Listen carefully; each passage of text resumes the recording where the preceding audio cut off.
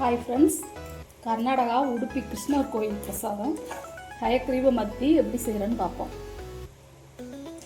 இது செய்யவும் ரொம்ப நேரம் ஆகாது, ஸ்வீட்டும் அவ்வளோ டேஸ்ட்டாக இருக்கும். அல்வாவோட டேஸ்ட் ரொம்ப நல்லாயிருக்கும். ஆடி மாதம் பிறக்க போது சாமிக்கு நெய்வேத்தியம் படைப்போம். எப்போவுமே ஒரே மாதிரி செய்யாமல் இந்த மாதிரி டிஃப்ரெண்ட்டாக செஞ்சு படைத்தா டேஸ்ட்டும் ரொம்ப நல்லாயிருக்கு. குழந்தைங்களுக்கு சத்தாகவும் இருக்கும். எப்படி செய்யணும்னு பார்ப்போம்.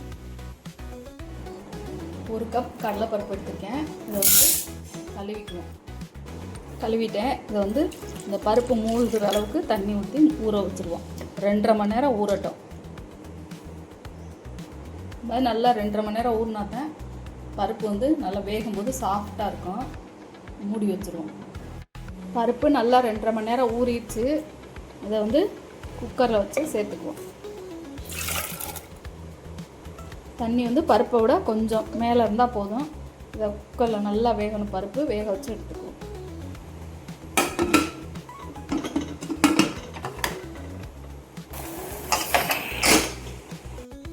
குக்கர் எனக்கு நான் 4 விசில் வச்சுருக்கேன். உங்கள் குக்கர் சீக்கிரம் வேணும்னா அதுக்கேற்ற மாதிரி வச்சுக்கோங்க.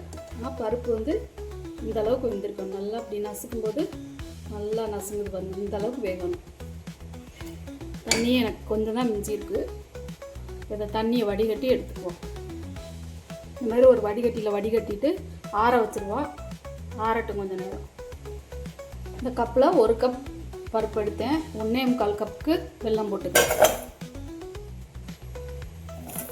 2 கப் போட்டால் நல்லா இனிப்பாக இருக்கும். உங்களுக்கு தேவைப்பட்டால் 2 கப் கூட போட்டுக்கலாம்.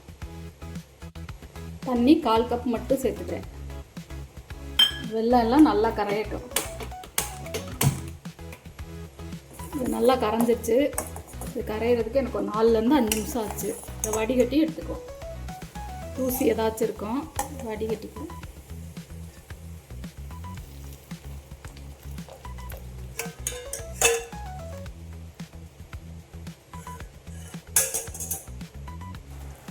பாகு நல்லா வற்றி திக்காக வரணும். அது வரைக்கும் கொஞ்சம் நேரம் அடுப்பை மீடியம் ஃப்ளேமில் வச்சுக்கிட்டு கொஞ்சம் நேரம் அப்படியே கிண்டி விட்டுக்கிட்டே இருப்போம். பாகு பதம்லாம் தேவையில்லை. இந்த மாதிரி கொஞ்சம் நல்லா கெட்டி ஆயிடுச்சுன்னா சீக்கிரமாக இறக்கிடலாம் கிண்டி. இல்லைன்னா கொஞ்சம் நேரமாக கிண்டிக்கிட்டே இருக்கணும். பாருங்கள், இந்த அளவுக்கு திக்காக இருந்தால் போதும். இப்போ பருப்பை சேர்த்துப்போம். வேக வச்சுருக்க பருப்பை நல்லா ஆறிடுச்சு. இதில் சேர்த்துப்போம். இதை நல்லா மிக்ஸ் பண்ணி விட்டுக்கிட்டே இருக்கணும் கொஞ்சம் நேரம். பாருங்கள், நல்லா சேர்ந்துருச்சு. 2 பாகம் இந்த பருப்பும் நல்லா சேர்ந்துருச்சு. இந்த ஸ்டேஜில் இறக்கிக்குவோம். இன்னும் ஆறும்போது இன்னும் கெட்டியாகும். இந்த மாதிரி இருக்கும்போது இறக்கிக்குவோம். ஒரு பேனை வச்சு 2 ஸ்பூன் நெய் சேர்த்துக்கிறேன்.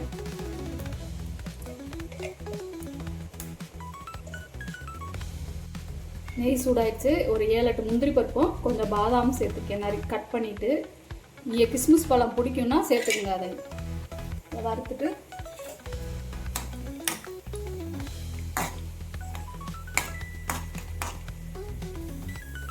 வந்துட்டு இதை எடுத்துக்குவோம்.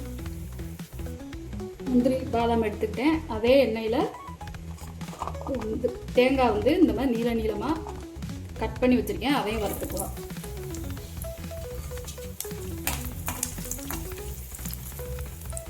நல்லா வாசம் வர வரைக்கும் வறுத்து போடணும். இந்த டேஸ்ட்டு இது வாயில் கடிபடும்போது இந்த தேங்காய் முந்திரி பாதாம்லாம் அதை சாப்பிடும்போது வாயில் கடிபடும். டேஸ்ட் ரொம்ப நல்லாயிருக்கும்.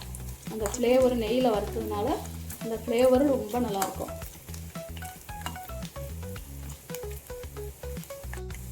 வறுபட்டுருச்சு. இப்போ எடுத்துக்குவோம். தேங்காய் வறுத்தோம்ல அதையும் சேர்த்துக்குவோம். முந்திரி பாதாமையும் சேர்த்துக்குவோம். நல்லா கிண்டி விட்டுட்டு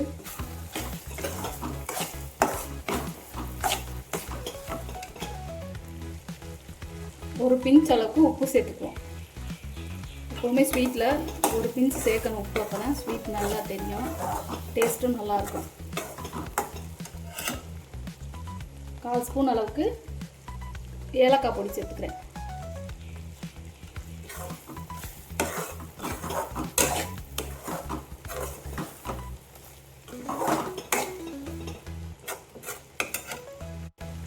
இப்போ ஸ்வீட் ரெடி ஆயிடுச்சு. இது கர்நாடகா ஸ்பெஷல் ஸ்வீட்டு,